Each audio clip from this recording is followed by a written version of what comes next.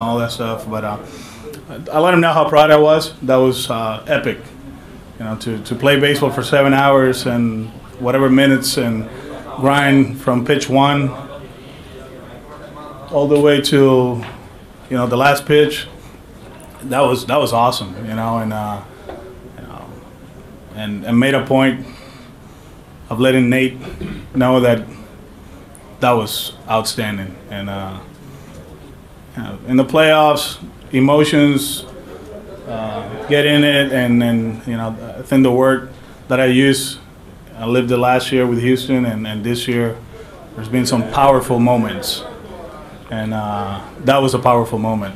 Just watching Nate compete in that stage with no margin for error and dominate, that was cool to see. And standing on your left, Tom? Alex had some options today with either Erod or Drew or maybe even Sale. You said it was going to be a lefty. How did you zero in on Erod, and what do you expect? I expect him to, give us a chance to win. He's tough. He's trending up. I know he's rested, 94, 95, good changeup. He was part of the equation throughout the season, and then he got hurt. Then he came back. He has his up and downs.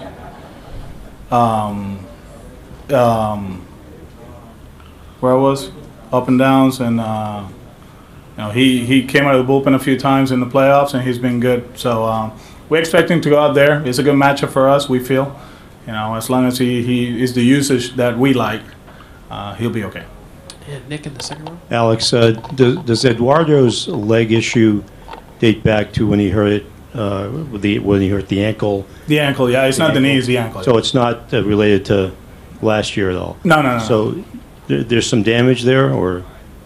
Just twisted, and he's sore. But at this point, who's not? So it just happened that yesterday on that third ball, he got hit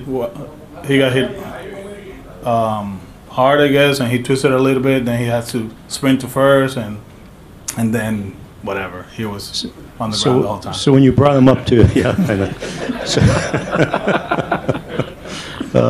So when you brought him up to pinch hit, do you feel that he has that flair for the dramatic? Where No. It was more about the matchup. We know Baez against lefties has been good, and actually, like yesterday, for the first time in a while, Rafi, the game kind of sped up on him. He was chasing pitches up in the zone, and you could see he was frustrated. The Jansen at bat, you could see that he was swinging harder. So we were looking for somebody to make contact in that situation, and as you know, Eduardo will make contact way up there or way down there. So we got the fly ball, and Bellinger made a good throw, and it didn't work out. In the third row on your right here. Alex, with some of the strain on your pitching staff right now, do you approach the game at all trying to be more aggressive offensively, both in the way you set your lineup and maybe some things you do during the game to try to give those guys some cushion with some runs? No, we're always looking to play fast. We like to run. We take pride on advancing 90 feet. It's not going to change. And as far as the pitching staff, Eddie gives us a quality start, or he goes, 5. We're fine. Our righties are good. The only guy that is not available, is Nate. Obviously, although he feels that he can go out, he's freaking guys. But yeah, we feel that we got 27 outs, probably more. So we're not tight as far as like the pitching staff. In the first row on your left. Just to follow up on that, Alex, how was Nathan's usage? How does it impact his availability for Game 5 as well?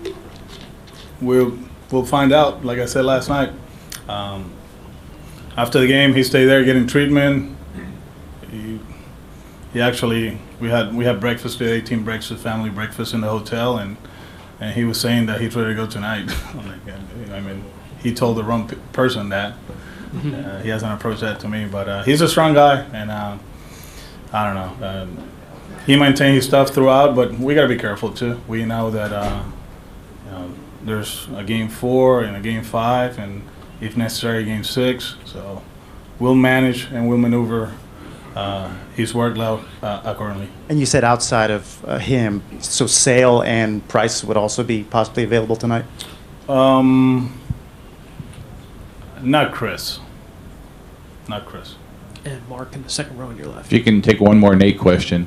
He said last night you guys kept checking with him. Was there an inning where you thought he was going to say enough and he still went out there? I mean, how did that just go each inning?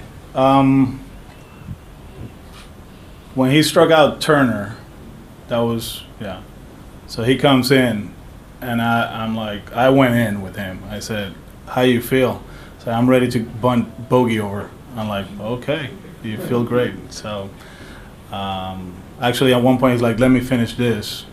But I think that was going to be his last inning regardless because of the pitch count. But he was fine the whole day. With Nate, it's like he talked to you guys last night. I saw the interview. It was like nothing, This kid is amazing, amazing. Like you give him the ball, he'll pitch. You don't use him, he won't complain. You take him out in the seventh inning, his first outing against Minnesota. He's like, "That's it," and like, "Yeah, that's it." Okay, cool. So it really doesn't matter. He'll prepare. You know him. He prepares. He gets after it in between starts, in between games, and that's the reason he's been so good in October. Barry in the third row. Hey, Alex. The rules are obviously the rules, but AL teams are built a certain way to accommodate the DH. And now you've had to bend over and turn yourself into a pretzel the last two games, trying to manipulate your outfield. I think you made 7 outfield changes in the game last night. You wound up having to take Martinez out for a pinch hitter, which you wouldn't have had to do. Pinch runner? Yeah, pinch runner, right. And then and today you've had to make some decisions already. Do you think this is fair to American League teams, or should this be standardized at some point? No, I mean, somebody asked me about the wild card early in the season, about it winning 100 and had to play the wild card. We knew the rules coming into the tournament, and we knew the rules coming into the World Series. The only difference from my end that this year is only 3 games in the National League Park. Last year was 4. So we're not complaining. We're versatile. We had to make moves just like they have to make moves. So it doesn't bother me. It really doesn't. I really don't care. Just a few more in the third row on your left.